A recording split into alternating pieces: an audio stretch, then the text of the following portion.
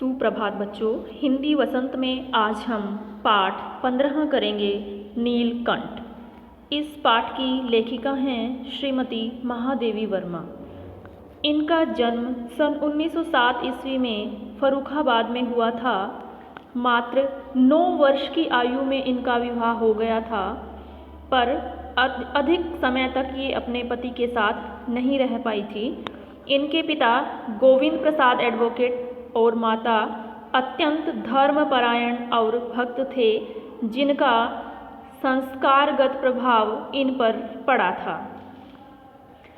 ये संस्कृत में एमए पास करने के पश्चात प्रयाग विद्यापीठ की प्रधानाध्यापिका बनी थी।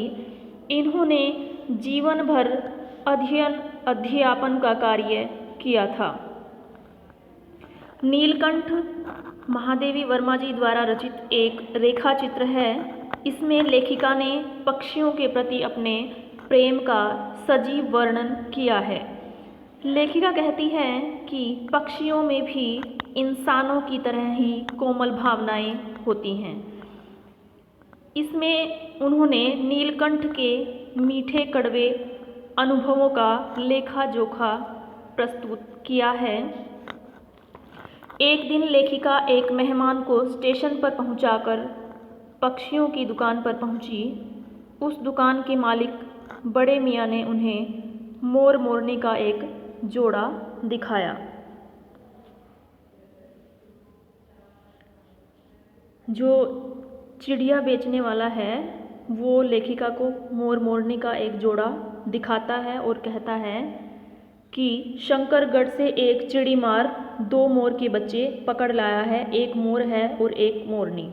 आप पाल लें, मोर के पंजों से दवा बनती है, सो ऐसे ही लोग खरीदने आए थे।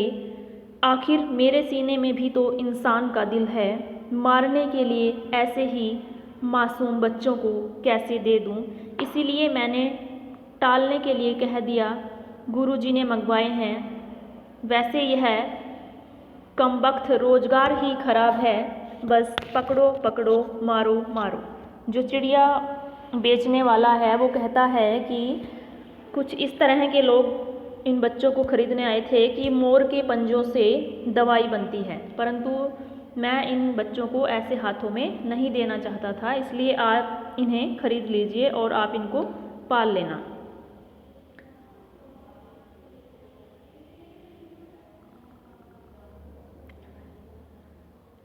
तो जो लेखिका हैं वो मोर और मोरनी के बच्चों को देखती हैं और दोनों पक्षियों को 30 रुपये में खरीद लेती हैं और 5 रुपये उसको इनाम के लिए दे देती हैं। तो जब वो दोनों पक्षी लेकर घर पहुंची तो सब कहने लगे कि ये मोर की जगह तीतर ले आई हैं। मोर कहकर किसी ने इनको ठग लिया है। यह सुनकर लेखिका चिढ़कर दोनों पक्षियों को अपने पढ़ने लिखने के कमरे में ले गई। दोनों पक्षी उनके कमरे में आज़ादी से घूमते रहे। जब वे लेखिका से घुल मिल गए तो वे लेखिका का ध्यान अपनी हरकतों से अपनी ओर खींचने लगे। लेखिका उन दोनों को पक्षियों वाले बड़े जालघर में पहुंचा देती है। नए पक्षियों को देख पुराने पक्षी उन दोनों को बड़े ध्यान से देखते हुए चारों ओर घूमने लगे। मोर के बच्चे अब बड़े होने लगे थे।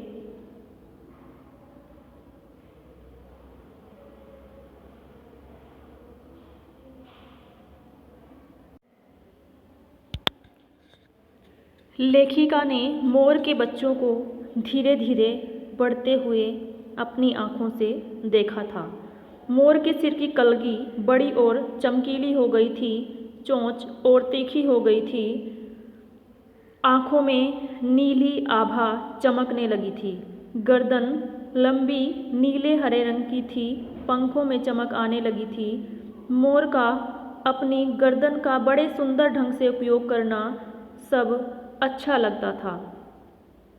मोरनी के समान सुंदरता प्रत्यक्ष देखकर अनुभव की जा सकती है। मोरनी का विकास मोर की तरह बहुत ही सुंदर नहीं था, परंतु वह मोर के साथ साथ रहती थी। मोर की नीली गर्दन के कारण उसका नाम नीलकंठ रख दिया गया था। मोरनी जो थी वो मोर की छाया थी, इसीलिए उसका नाम राधा रखा गया। नीलकंठ लेखिका के चिड़ियाघर का स्वामी बन गया था। चिड़ियाघर के सभी पक्षी मोर की देखरेख में अपना काम करते थे।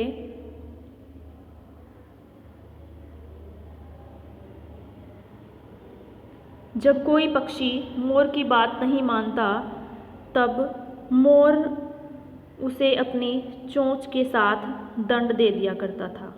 मोर सभी पक्षियों से प्रेम भी बहुत करता था।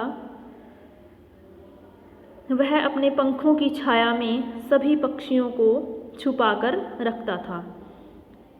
एक बार एक सांप ने खरगोश के छोटे बच्चे को पकड़ लिया। सांप ने जैसे ही बच्चे को निगलने का प्रयास किया, खरगोश का बच्चा धीमी आवाज़ में चिल्लाने लगा। नीलकंठ के कानों में जब खरगोश के बच्चे की आवाज़ आई तो वह दौड़ कर आया। उसने बुद्धि से काम लिया और सांप के फन को पंजे में दबोच लिया।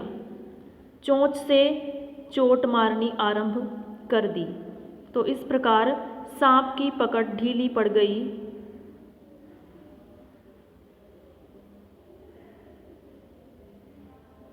तो सांप की पकड़ ढीली पड़ते ही खरगोश का बच्चा मुख से निकल आया, परंतु वो बेहोश हो गया। जो राधा है उसने सहायता देने की आवश्यकता नहीं समझी, परंतु अपनी मंद केका से किसी असामान्य घटना की सूचना सब ओर प्रसारित कर दी। माली पहुंचा, फिर हम सब पहुँचे। नीलकंठ जब सांप के 2 खंड कर चुका था, तब उस शिशु खरगोश के पास गया और रात भर उसे पंखों के नीचे रखकर गर्मी देता रहा। कार्तिकेय ने अपने युद्ध वाहन के लिए मोर को क्यों चुना होगा, यह उस पक्षी का रूप और स्वभाव देखकर समझ में आ जाता है। मोर जो है कलाप्रिय वीर पक्षी है, हिंसक मात्र नहीं है। इसी से उसे बाज, चील आदि की श्रेणी में नहीं रखा जा सकता, जिनका जीवन ही क्रूर है। नीलकंठ में उसकी जातिगत विशेषताएं तो थी ही, उनका मानवीकरण भी हो गया था। मेघों की सांवली छाया में अपने इंद्रधनुष के गुच्छे जैसे पंखों को मडलाकर बनाकर जब वह नाचता था, तब उस नृत्य में एक सहजात लय ताल रहता था। आगे पीछे दाहिने बाएं क्रम से घूमकर वह किसी अलक्ष्य स्तंभ पर ठहर जाता था। तो जो नीलकंठ है वो बादलों को देखकर बहुत ही प्रसन्न हो जाता था और दाएं बाएं घूम घूम कर अपने इंद्रधनुष रूपी पंखों को लहराकर मंडलाकर नाचता, तो बहुत ही अच्छा वो उस टाइम पर लगता था। राधा नीलकंठ के समान नहीं नाच सकती थी, परंतु उसकी गति में भी एक छंद रहता था। वह नृत्य मग्न नीलकंठ की दाहिनी ओर के पंख को छूती हुई बाईं ओर निकल आती थी और बाएं पंख को स्पर्श कर दाहिनी ओर। तो जो मोरनी है राधा, वो भी नीलकंठ के साथ साथ ही नाचती थी। इस प्रकार उसकी परिक्रमा में भी एक पूरक ताल परिचय मिलता था। नीलकंठ ने कैसे समझ लिया कि उसका नृत्य मुझे बहुत भाता है, यह तो नहीं बताया जा सकता, परंतु अचानक एक दिन वह मेरे जाली घर के पास पहुँचते ही अपने झूले से उतरकर नीचे आ गया और पंखों का सतरंगी मंडलाकार छाता तानकर नृत्य की भंगिमा में खड़ा हो गया। तब से यह नृत्य भंगिमा नित्य का कर्म बन गई।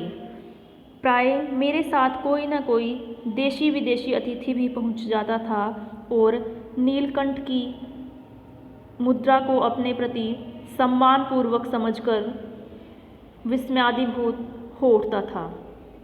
कई विदेशी महिलाओं ने उसे परफेक्ट जेंटलमैन की उपाधि दे डाली।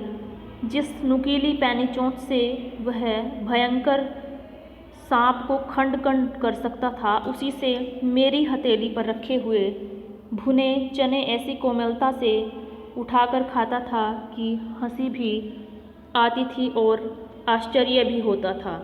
फलों के वृक्षों से अधिक उसे पुष्पित और पल्लवित वृक्ष भाते थे। वसंत में जब आम के वृक्ष सुनहली मंजरियों से लद जाते थे, अशोक नए लाल पल्लवों से ढक जाता था, तब जाली घर में वह इतना अस्थिर हो उठता कि उसे बाहर छोड़ देना पड़ता। तो लेखिका के पास जो भी बाहर से विदेशी मेहमान के रूप में महिलाएं आती थी, वो मोर की चेष्टाओं को देखकर बहुत ही प्रसन्न होती थी जब मोर नाचता था, और उन्होंने उसको परफेक्ट जेंटलमैन की उपाधि दी थी। नीलकंठ को जो फूलों से भरे वृक्ष हैं वो बहुत ही अच्छे लगते हैं, और जब वसंत ऋतु आती है तो वो उनको देखकर बहुत ही प्रसन्न होता है। उस समय वह बंद जाली घर में नहीं रहना चाहता और उसे खुले में ही छोड़ दिया जाता था। नीलकंठ और जो राधा है उनको वर्षा ऋतु बहुत अच्छी लगती थी। उन्हें बादलों के आने से पहले उनकी आहट सुनाई देने लगती थी। उस समय वे अपनी केका ध्वनि में बहुत शोर करने लगते थे। ऐसा लगता था जैसे वे बूंदों को नीचे बुलाने के लिए सीढ़ी बना रहे हों।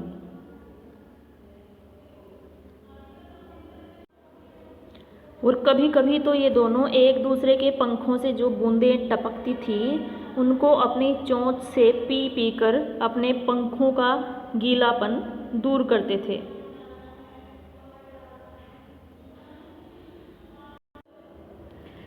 एक दिन जब लेखिका वहाँ से गुजर रही थी तो बड़े मियाँ ने कार को वहीं पर रोक दिया। तो इस बार लेखिका सोचती है वो किसी पिंजरे की तरफ नहीं देखेगी, परंतु फिर भी उसको एक मोरनी दिखाई देती है जो बड़े मियाँ के पैरों के पास पड़ी हुई थी। मोरनी राधा के समान ही लग रही थी, पर उसके जो दोनों पंजे थे वो बंधे हुए थे और उंगलियां टूटने के समान हो रही थी, वो खड़ी भी नहीं हो सकती थी। तो बड़े मियाँ की भाषण मेल फिर दौड़ने लगी। देखिए गुरुजी, कमबख्त चिड़ी मार ने बेचारी का क्या हाल कर दिया है। और उसकी दशा पर लेखिका को तरस आता है और वो उस मोरनी को 7 रुपये में खरीद लेती है और अपनी अगली सीट पर रखवा कर घर ले आती है। एक बार फिर मेरे पढ़ने लिखने का कमरा अस्पताल बना। पंजों की मरहम पट्टी और देखभाल करने पर वह महीने भर में अच्छी हो गई। तो मोरनी घायल थी, परंतु जब लेखिका ने उसकी देखभाल की तो वो महीने भर में ही अच्छी हो गई और अपने पंजों से वो थोड़ा बहुत चलने भी लगी। और उसको अब जाली घर में पहुंचा दिया गया था और उसका नाम रखा गया कुब्जा।